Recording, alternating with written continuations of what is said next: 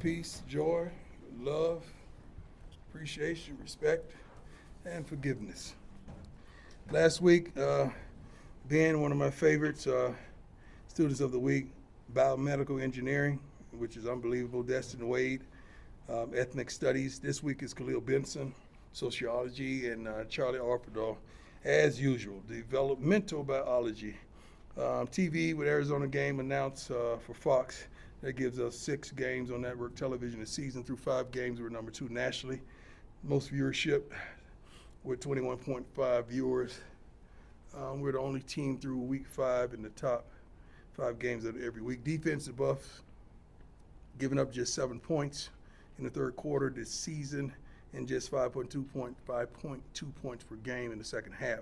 CU is one of the 6 teams in the nation that has not allowed 100-yard rusher or receiver this season after allowing 14 last year. Good Lord, Jesus.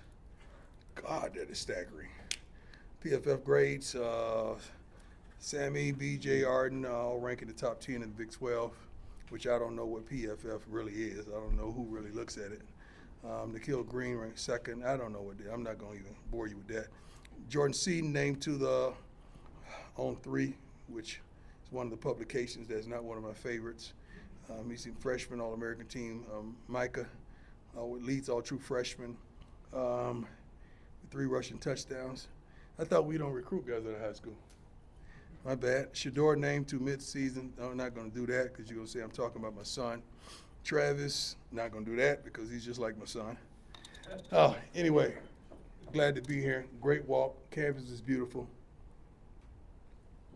Hospitality is great when you're winning. We all know that.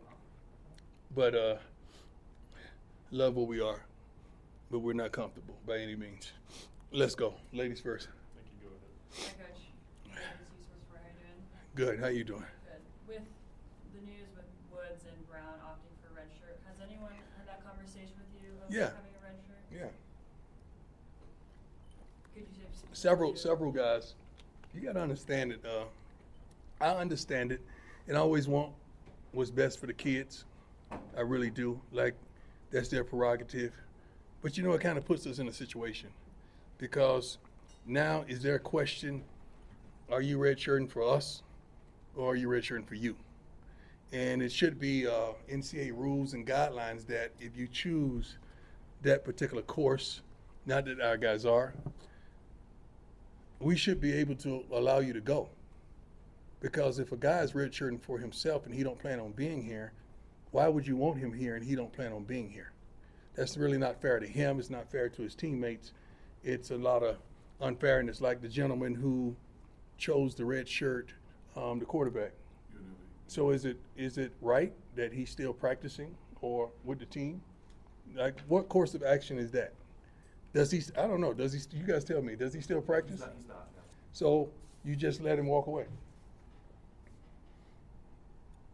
It should be something. It needs to be a rule NCAA-wise to, if that's your course of action, they should let them go and start their next journey with the whatever team that is that they've already been talking to, because they've already been talking.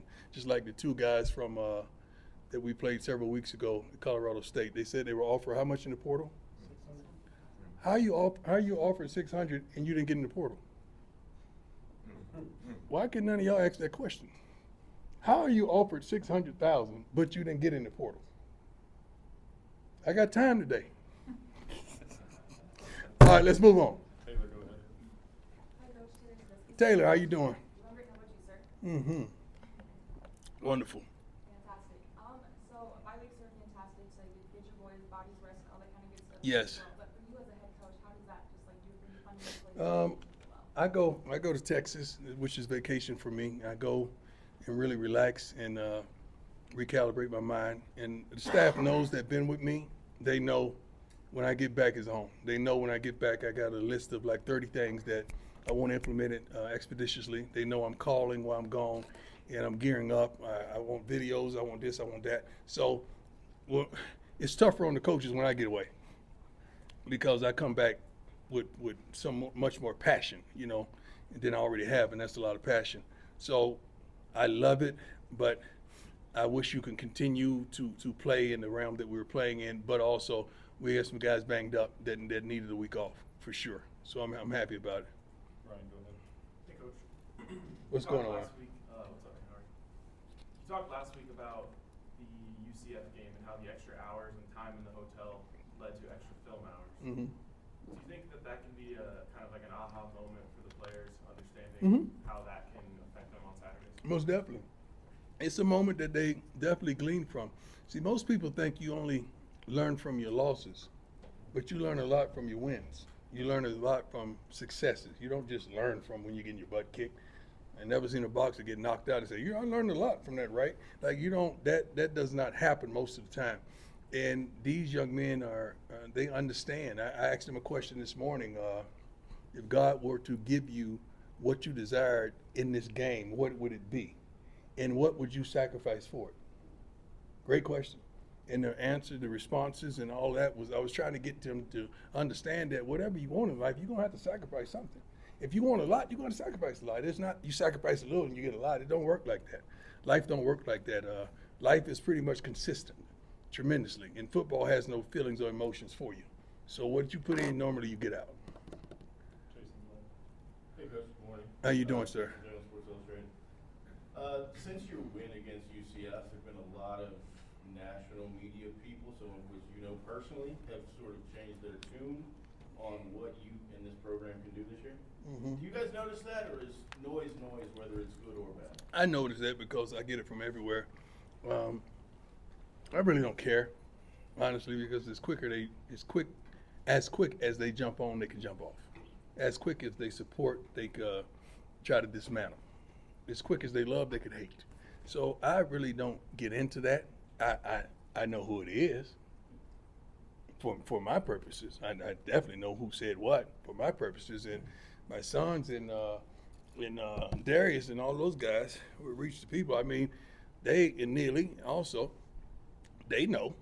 You know, they keep me abreast of what time it is, so I know what's what. But as far as the young men, I just don't want them to believe that they arrived. All this hoopla about Jordan Seaton, I say, Jordan, you know, a couple plays they could have had you right there. Our DBs, you know, if they had threw the ball right there, they had us. So don't believe that foolishness. Work on your game and work on your craft. Be the best you could be, but don't believe the hype whatsoever. Let's keep our heads down and stay locked in. All right, go ahead. Hey, Coach, Packer, I'm Associated Press. Nice to see you. You too. Real quick, a procedural question. Love your hat, man. Love your hat. Well, exactly. George Brett, maybe. George Brett, I grew up on George Brett. Thanks for I grew up at Terry Park. 100%. I was hustling balls in the third grade. I used to skip school, bring my little sock. I used to beat everybody running when they hit the home run balls, and I used to get the balls, and I used to sell them during the game. That was my hustle. I used to always make sure I brought the teacher my best ball with an autograph. I used to sit out there where they came out there out of the clubhouse, and I would get their autographs. And I would beg for crack bats. Crack bats was like $10 or $15. You know, a good home run ball in BP was like $3.50, $1.50 bat ball. Amos Otis, I used to go down there in the batting cages and help him pick up the balls. I used to be standing on the gate, little kid, you know, darn 7, 8 years old, and he used to let me come in, and I help him get up the balls and pick up the balls, and he would give me several of them, and that was my hustle, man. So George Brett, Amos Otis, Willie Wilson, all those guys was my guy. And to top the story off, I was drafted by the Kansas City Royals out of high school. Dick Hauser was the manager. Dick Hauser is the one, the late great Dick Hauser was the one that said, son, if you're good enough for us to draft you right now, I hear you're a pretty good football player. I would go to college and we'll draft you again. And that's why I went and played football, because they offered me a substantial amount of money, even though I wasn't an early round pick. But it's a lot of money from a kid that grew up 2 miles from the place in the hood. So that's my story about the You Royals. and Bo Jackson have been perfect. Amen. I don't think they'd let that happen, but Hey, Shiloh. Mhm. What's the he's update? ready. Shallow's ready. He's practicing. He's full go.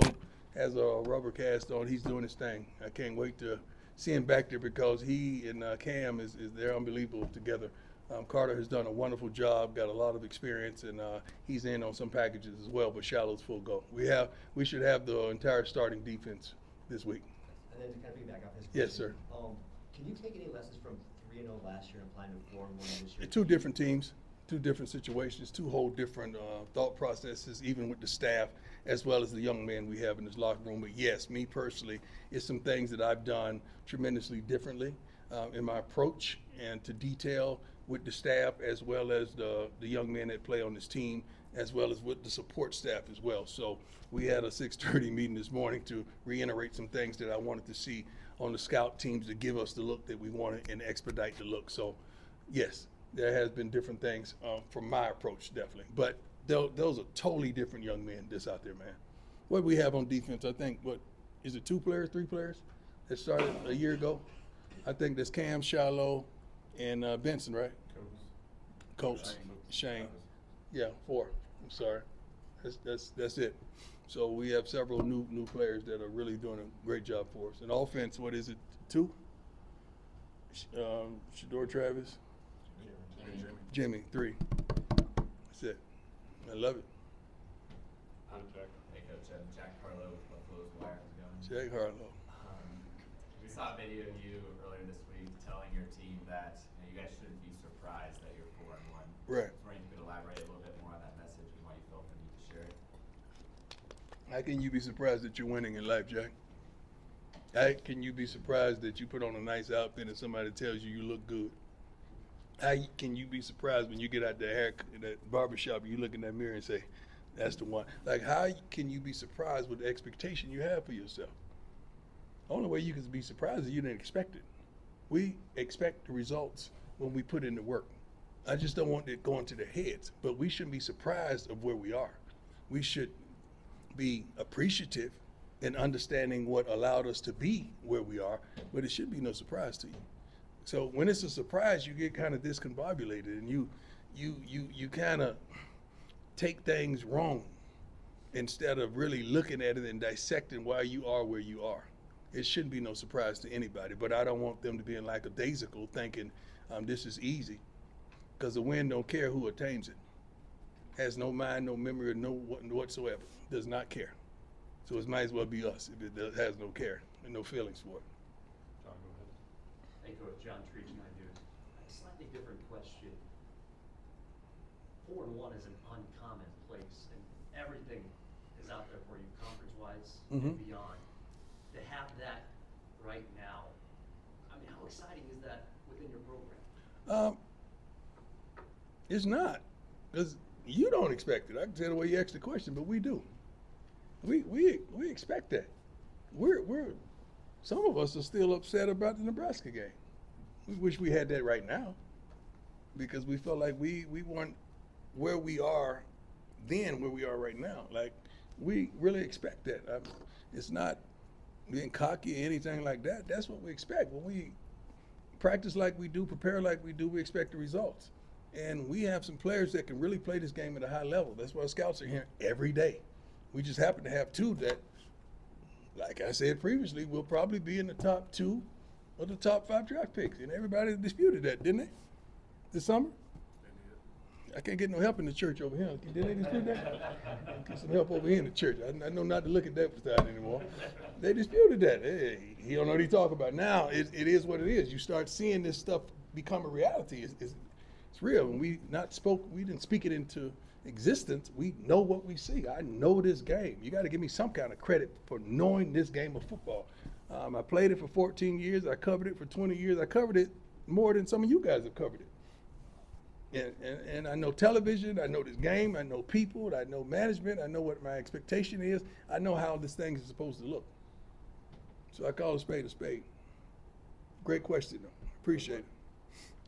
Hey there. How you doing, sir? Mark Chislett, Denver Gazette. Mm-hmm. I'll follow up on something you just said. You have 3 of the top 10 players in college football now. Travis is 2 of them. And that's This is well said.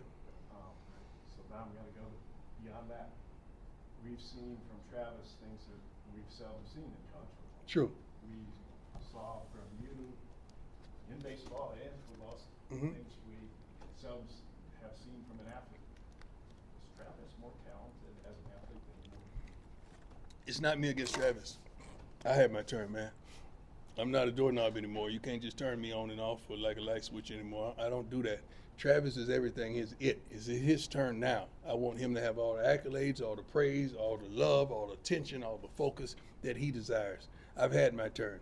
I'm that old boxing coach in the corner that says left, right, hit him right here. All right, come on up to the corner. Let me tell you that's who I am right now. I've had my turn. It's not me against him. Do you see some of I see similarities in certain areas, especially away from the game. Especially his demeanor away from the game. I absolutely love it, and I love who he is in the game. We don't smoke, we don't drink, we're not profane. Travis is a really, really, really good young man. A really good young man. Contrary to what you may think, and this is not a shot at any other program, and God forbid that it transpires, but our kids ain't getting in trouble, man. We got some good young men in this locker room. And I think they should be applauded, regardless of what you say or think about them, regardless of how they perform or how they don't perform this week. They get it right and perform the next week. And they're not getting into trouble. And guess what? The GPAs are tremendous. I just checked them and got on a couple of their butts. But they're doing a great job, and I'm proud of them. I'm proud of the coaches, and I'm proud of the academic team for the standard that they've set. And we are on our way to where we're headed. And I love the direction. I truly do. Tremendously. Not talking about any other college. Just talking about us. I don't need to step on somebody for us to look taller. Never done that when I played, and I won't do it now. Jake, go ahead. Coach Brian, speaking of one of those young men, Nakai Hill-Green, just how would you describe his impact, on the field, but as a leader for this team as well? We have a plethora of leaders on that defensive side of the ball, which is a good thing. He's one of them. I cannot praise him without praising Bentley as well. Those guys is like they have a silent competition amongst one another to see who gets to the ball the quickest, to see who racks up the most tackles. Those guys are at it. Both of them are a little banged up, but guess what? They fight through it in practice. I try to give them days off, and they still want to work. So his impact on this defense is tremendous. I love the tone. I love the temperament, the aggressiveness, the physicality. I love what he brings to the table, as well as the intellect and insight. Couple more, Brian, go ahead. Hey, Coach. Brian Howell for Boulder. What's going on? I have a question and a follow-up, but you mentioned you guys are different now than Nebraska. Mm-hmm. It does seem like you guys are different from starting when you came out of halftime in Nebraska. Mm-hmm. How much joy do you get out of seeing this team kind of growing in confidence from that point Well, to where you're at now? tremendous, because I've seen it well before, and I know coaches get upset because coaches and parents get upset because we know your capabilities. We know what you have inside of you, and we just want you to live out your purpose and what you should be doing. That's why parents get upset with some of y'all in here, and I get upset with some of my kids because of the same darn thing. Coaches are the same way. We're really parenting a football player out there on the field. And just to see them come into their own, just to see them execute the assignments, just to see them want it, just to see them call team meetings on their own and come out here on the practice field and work on their own without us, shoot, that's what you want. I mean, that's the kind of guys that you wanted to gather and call it the team. Those are the type of young men, and those are the men that we have. And yeah, we had to get rid of some luggage because, we had a limited time to go shopping. And I do mean shopping. And it's unfortunate that's what we do now in college football. Even with guys out of high school, you shopping, and you hope that this outfit look good on you. But sometimes it don't when it gets in the light. So it's a good thing. We're happy where we are, but we're a long way from where we want to be. And then just a quick follow-up to that. With the bye, did you worry at all that the bye would kind of kill some momentum, or do you think this team came No. eager to let's keep going? Worry and faith can't live together. I'm a man of faith, not a man of worry. Go ahead, Rylan, last one. Hey, Coach, Rylan Scholes from Ralphie Report. You had the opportunity to play against one of the big contributors last year and a person you've known for a long time in Dylan Edwards. What is it going to be like to face off against Dylan Edwards? They changed their name to the Dylan Edwards. That's what the team is called now, the Dylan Edwards. We ain't playing against Dylan Edwards. We're playing against a darn good football team, man. Dylan just happened to be on their team. I love the young man. I love him to life. I really do. everybody who leaves here in the right manner, as well as just leave, period, I want them to be successful. I have never wished wrongful or bad things on any young man or woman in my life or any of you all. I want you to be successful, and I want you to find your purpose. If you find your purpose and you understand what it is, you won't hate on me. You won't hate on your neighbor, your friend, or your family members. Dylan made a tremendous choice for he and his family, and I support that 100%. I just hate when guys make those decisions and they leave and they shoot back at us. If you going where you're going, you don't shoot back because you're so focused on where you're headed. You ain't got time to turn around and shoot back. So I thank him for not being that guy. And we had some great moments, and he's going to have many more great moments, so I'm proud of him. I just don't want him to perform well against us, but I want him to perform well against every other team. I really do. All right. Thanks, Coach. Thank you. God bless you all.